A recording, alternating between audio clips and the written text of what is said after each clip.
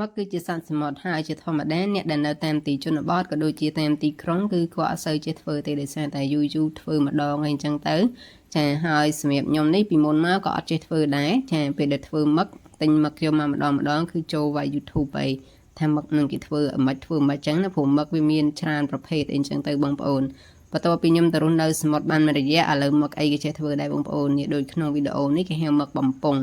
ចាយើងគ្រាន់តែហូតវាអញ្ចឹងមកបន្ទាប់ពីយើងហូតហើយយើងឃើញមានដុំទូចខ្មៅហ្នឹងបងប្អូនអាហ្នឹងហើយដែលគេហៅថាអាចមឹកបើសិនជាវាបែកខ្មៅពេញនឹងតែម្ដងបងប្អូនខ្មៅពេញទឹកមកអញ្ចឹងយើងទាញអញ្ចឹងទៅធ្វើមិនកុំឲ្យវាបែក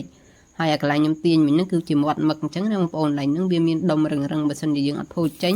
គឺតែយើងយកទៅចម្អិនទៅញ៉ាំទៅប៉ះក៏អត់ឆ្ងាញ់ដែរចាឥឡូវនេះគឺខ្ញុំបានធ្វើមឹករួចរាល់ហើយបងប្អូនអញ្ចឹងក៏លាងសម្អាតវាទុកដាក់អញ្ចឹងទៅ